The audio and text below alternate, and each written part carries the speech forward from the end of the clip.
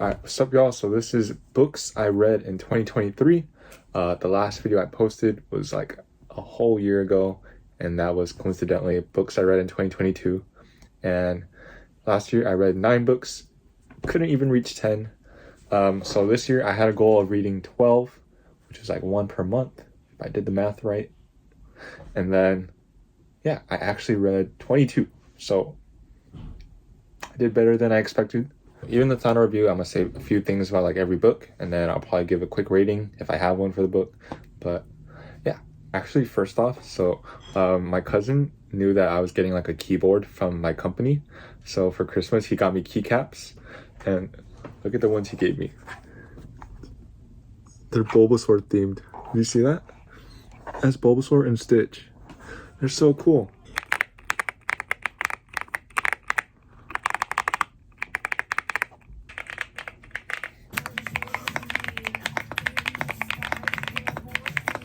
Alright, so the first book of 2023 that I read, it was actually a poetry book called A Gentle Reminder by Bianca Sparacino. Yeah, actually I remember telling my friend, like, imagine all the reassurance that exists out there in the world and like compress it into a book, and it would probably be this one. Literally like a gentle reminder that everything's gonna be okay. Yeah, and I don't have a rating for that just because it was like a poetry book. I don't know if that makes sense to you, but it does to me. The next book I read was Haruki Murakami's Kafka on the Shore, and this book was really weird. Like, think of your weirdest dream and then multiply that by like a factor of like 100, and you get this one. Not only does it stimulate the brain, but you're like thinking half the time like, wait, Murakami's like really weird. But yeah, I give this 4 out of 5. The next book I read was Sally Rooney's Beautiful World, Where Are You? All I have to say is I'm still waiting for her to recreate that magic that was Normal People. But for what it's worth, I liked it better than Conversations with Friends. But if you know me, I absolutely hated Conversations with Friends. I gave it a 2, but that was me being generous. So this being better than that doesn't really mean much. I'm sorry, because I know there's a lot of people that love that book, or probably love this book as well, but that's just my opinion. I gave this a 3 out of 5. Honestly, I don't remember much about it. The main character, her name is Alice. Okay, so the next one is like my favorite all time. Undisputable. It's actually a reread of a book I read last year. So, on a more serious note, the next book I read was A Gentleman in Moscow by Amor Towles. And I'm serious this time, this was like my favorite read of 2023, and it instantly became like one of my favorite books of all time. It's definitely top 2. It might not be 2. I don't know. I'm honestly like at a loss for words when I try to describe this book, but actually recently someone on Reddit posted like, oh, what's your favorite book of 2023? And then I replied this one, and then someone was like, what? Like, I've been trying to get into it, but I can't. Like, why do you love it so much? And then I replied, so I'm gonna post like my reply, like maybe right here, and then you could read it, like pause and read it. And yeah. Yeah. This was a 5 out of 5 for sure. Definitely check out the reviews first, or check out the synopsis, because honestly it might not be for you, but for me it was, and I'm glad that this book found me. The next book I read was Beach Read by Emily Henry. If you read Emily Henry, this isn't far too off from her other works like People We Meet on Vacation and Book Lovers, which I haven't even read, but I'm pretty sure it's, you know, very similar based on the covers. But yeah, Augustus Everett and January Andrews are the names of the main characters. I feel like that's all you need to know to figure out what you're gonna get from this book. Reads like a rom-com. 3 out of 5. Very similar to People We Meet on Vacation for me. I need to check out A Happy Place because my friends Estelle and Julie both said that it was really good. So hopefully next year. Or this year. Alright, the next book I read was The Great Gatsby by F. Scott Fitzgerald. Yes, this is like all-time American classic literature. One of the all-time greats. You know this book. I'll be the first to admit, like when I first started reading it, I had difficulty trying to understand it. I just wasn't used to like the verbiage, and after like the first few chapters definitely got easier for me to digest, but even then I don't think I really got into the book the way I wanted to. I feel like it definitely would have helped had I read this in high school, like most people do. And then, I had my AP English teacher, like, giving me assignments and where I can, like, actually, like, take my time and read into the book and discover all, like, the subtle themes and symbols and all that stuff. But, yeah, I personally didn't really take my time with this, even though it's such a short book. I'm definitely gonna revisit it in the future. Probably not anytime soon, but I just know I have to because, like I said, one of the all-time greats. I give this a 3 out of 5. Maybe that invalidates everything else I say, but so be it. Alright, the next book I read was Never Let Me Go by Kazuo Ishiguro. I don't have the physical copy with me because I let my older brother borrow it, so he's reading it right now. At the end, I was like hoping for more, hoping the characters did more. But then after like reflecting, I was like, wait, I think that's like the whole point of the story. If you read it, you probably know what I'm talking about. So just really, it's one of those books that just makes you think. Also, like, I didn't know that there was a movie until my brother told me, and he's like, wait, I watched this before. And I was like, what? I was like, what? Andrew Garfield's in it? So I might watch it soon because I love Andrew Garfield and we share the same first name. So yeah, we'll see. The next book I read was Crying in H Mart by Michelle Zauner. She also goes by Japanese Breakfast, the singer. I don't know why she's not Korean Breakfast. It was just, I mean, I don't know how else to describe it than sad. Honestly, like when I think back on this book, it reminds me, it's funny because I just mentioned Andrew Garfield, but it reminds me of like an interview he had when he was talking about the passing of his mom. He told the interviewer like he hopes that the grief never goes away because grief is like all the unexpressed love that he never got to show his mom. And yeah, like it makes me think of this because I'm pretty sure that's how Michelle feels. Although she had like, a kind of complex relationship with her mother, I'm sure she hopes that the grief never goes away because that just reminds her how much she loved her mom. And yeah, so this is a really beautiful book and it was beautifully written and I recommend it. So the next book I read was The Wish by Nicholas Sparks.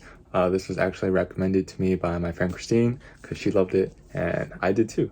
Fun fact, I didn't need to buy this because my mom has like Nicholas Sparks' like entire body of work just out there on the bookshelf. So like A Walk to Remember, The Notebook, The Lucky One, The Longest Ride, all of that she has. So yeah, towards like the last quarter of the book, it got like really predictable, but I mean, that doesn't take away anything from the book. That doesn't automatically make it bad or anything, because it was still like a really, really, really nice story, in my opinion. So I actually give this 4.5 out of 5. The next book I read was Paper Castles by B. Fox. Not much to say about this other than like, I thought the writing was subpar. And I feel bad saying that because obviously I'm not a writer, but yeah, I don't want to discredit it. So definitely look this up. It just follows like a man who feels lost. So he's trying to find his footing in life, and yeah, 3 out of 5. The next book I read was Where the Crawdads Sing by Delia Owens. Bro, the mom left within like the first like 7-10 pages. I was like, yo, that's crazy. My friend told me that she was able to predict the ending, but I wasn't, so maybe, I don't know. So it was good for me. It was a good surprise for me. I give this a 4 out of 5. Solid book. So the next book I read was Tomorrow and Tomorrow and Tomorrow by Gabrielle Zevin. I don't have the physical copy with me because I let my friend borrow it. Shout out Charlene. She said she loved it. She could have just been lying to me because I said I liked it, but I don't know. Remember, I recommended it to like all my cousins and I told them like it just has everything. It talks about friendships, relationships. So, like love, loss, grief, forgiveness, and talks about video games as well. So if you love video games, I'm sure you'll love it. The writing felt very YA. Not in a bad way though, like it was good. Like I said, it was one of my favorite reads this year. But yeah, so if you like John Green, it gave me the same type of vibe, so I definitely recommend it. The next book I read was Pachinko by Min Jin Lee. Yeah, this was also one of my favorite books of the year by far. At first, it reminded me of like a K-drama, and I love K-dramas, but yeah, I was just engrossed from start to finish. It was super compelling. It was gut-wrenching. Yeah, there's just this one part. If you read this book, you know what I'm talking about, where I was like, yeah, is an author allowed to do that? Yeah. Also, like the writing style was very different to what like I'm accustomed to. Since I read like a lot of contemporary novels, I feel like there's a lot of excess words, a lot of fluff, and it just like makes the books like very descriptive. But for her, I don't know if it makes sense, but like it felt very straightforward, and even though it was like that, I still felt it was as descriptive as any other book I've ever read. So it was definitely like a breath of fresh air for me. I know some people that actually didn't like the style of writing, but I personally did. I gave this a 4.5 out of 5. The next book I read was I'm Glad My Mom Died by Jeanette McCurdy. Yeah, I don't really know how to describe this book other than sad. And I feel like I say that about almost all the books that I read. So it's like, where's my vocabulary? I just keep on saying sad, but I mean, that's what it was. This person says impressively funny, but I don't recall it ever being that. It's one of the best memoirs I think I've read. I haven't read a lot, but this is really good, so I'll check this out. The next book I read was Heaven by Miyako Kawakami.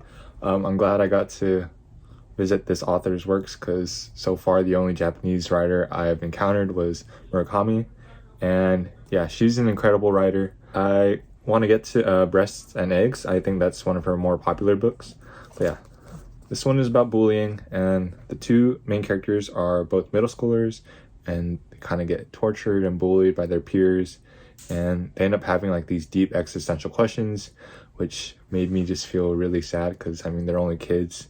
But yeah, this was really solid, but I gave it a 3 out of 5. Next book I read was Milan Kundera's The Unbearable Lightness of Being. It's a very beautiful title, and Kundera, I know he passed away in 2023, so rest in peace. For me, this was like very philosophically dense at times, so it was hard for me to digest. But yeah, I know this is like a classic and it's a lot of people's favorite, so it's something I'm aware like I need to revisit in the future. Probably not anytime soon, maybe like 5 years down the line. Definitely check this out. I think the story as a whole is really nice, and the characters, although flawed, yeah, there's still a lot to learn from them. So I gave this a 3 out of 5, but yeah, please take that with a grain of salt. Like I said, I need to revisit it because I just don't think I fully understood it. The next book I read was Talking at Night by Claire Daverly. I actually picked up this book because my friend sent me a TikTok, and in that TikTok, the person was like, tell me how I just found a book that's exactly like Normal People. It might be better though. I was like, wait, let me check this out. So I read this book. No comment on what that TikTok person said. I feel like this literally summarizes it. It's a classic love story that felt entirely new. Like, yeah, it was good overall. I gave it a 4 out of 5. I think this is a fairly new book, so if you haven't heard of it, definitely look this up. And I could see why for some it would be better than Normal People, but for me, no. The next book I read was Writers and Lovers by Lily King. I don't have too much to say about it just because I don't really remember it, but I don't remember hating it or anything. But I felt like it was one of those quiet reads. Like you read it and you're done, and you don't really like text your friends like, oh my god, like check out this book, or if they read it, you're not like, oh my god, like can you believe this happened, or why did this person do this, why did that person do that. It's just, you read it and you move on. So yeah, for me this is a 3 out of 5. The next book I read was The Defining Decade by Meg Jay. She's a clinical psychologist. So why your 20s matter. Yeah, so you can imagine she basically talks about like, since you're in your 20s, don't like think you could just develop bad habits and just screw around because like you have your 30s to make up for it. Why 30 is not the new, you can't see it, but why 30 is not the new 20. So yeah, it was alright. The next book I read was Cleopatra and Frankenstein by Coco Mellers, and this was like advertised as being like a Sally Rooney novel, just like the writing, or maybe like it like evokes the same feeling as Normal People. There's definitely some similarities, but I think it's just because that this is like extremely character driven. This one is actually really polarizing, I found on Goodreads. I remember one particular review was like, it gets better towards the end because it's ending, and that always cracks me up. But so if Eleanor was anyone else's like favorite character, bro, we can start like an Eleanor fan club. But yeah, so this was good. I gave it a 4 out of 5. The next book I read was Sabat Tahir's All My Rage, and yeah, this was a really good book. Probably one of my top reads for 2023 for sure. Usually I'm like wary of the books I recommend to my friends because I just feel like my book taste is slightly different than theirs, but this is a book that I'd recommend to all of them. It's just has everything. You're gonna feel like every emotion: happy, sad, angry, disappointed, upset. For a YA novel, this attacked like so many heavy topics, and despite it doing so, I felt like none of them were forced at all. They all like contributed well to the story. Of course, read the trigger warnings first, but yeah, I found myself rooting for the main characters like the entire way through. I gave this a 4.5 out of 5. Yeah, bro, this book has medals on it, you know what I'm saying? So it was a hella good. The last 2 books I read for the year are actually like self-help, personal growth, personal finance, so I'm gonna just go through them. The first being The 4 Agreements by Don Miguel Ruiz. To be honest, I think I just found that self-help isn't really for me. I find most of the content to be like redundant or repetitive, but if there's one thing I did take, it's the second agreement. I think it was like, don't take anything personal. So ever since reading this book, every time someone has like criticized me, I honestly like, it doesn't get to me. That was a joke, but it's something I do think about. The last book I read for the year was The Psychology of Money by Morgan Housel. This was just a very unique personal finance book, unlike anything I read before, and it was just really good. As you can imagine, it just talks about the psychology of money, so it's not really like a call to action like most personal finance books are, but there's still a lot of good content in here. And if you're interested, definitely read like some reviews first so you can kind of know better what to expect. And yeah, so those are all the books I read in 2023. It's a pretty good year. I don't think I've ever read that many books in a year. On that note, actually, I got like a bunch of books for like my birthday and for Christmas. So let's go through all the books that I might read in 2024. Right now, I'm reading The Nightingale by Kristen Hanna. Look at the inside cover. That's like really pretty. I upgraded my bookmark. It's a Teddy Ursa. It's a Pokemon card. We Were the Lucky Ones. Thank you, Alicia, for this. Haruki Murakami's The Wind-Up Bird Chronicle. Thank you, Adam. The Master and Margarita. Thanks, Mom. East of Eden, John Steinbeck. Look at the pages. Look at that. Thanks, Mom. Murakami's Sputnik Sweetheart. Boys in the Boat. I saw the movie trailer when I was watching Hunger Games. Actually, this one, I don't think I'm going to read this year. But yeah. The Brothers Karamazov by Fyodor Dostoevsky. But I hear it's one of like the greatest books of all time. So eventually I will get to this, but I don't know if it's gonna be this year. 4,000 Weeks, Time Management for Mortals. Thank you, Julie. And then 1,000 Splendid Suns, also from Julie. This is like her favorite book of all time, so I'm excited to read it. Glad she shared it with me. Okay, and actually I just got a book that came in the mail today, and it's Raymond Carver's collection of short stories, What We Talk About When We Talk About Love. And if you know me, you know that like my favorite comfort movie of all time is Stuck in Love. I watch it like once a year at least, minimum. So I got this book because one of the main characters, the dad, he's a writer, and when asked like what his favorite book is, he was like, it's Raymond Carver's like short story collection.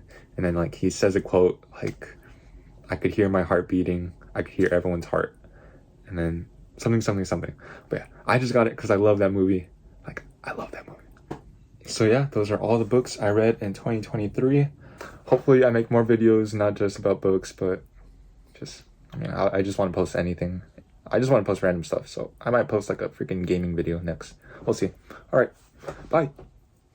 Happy New Year.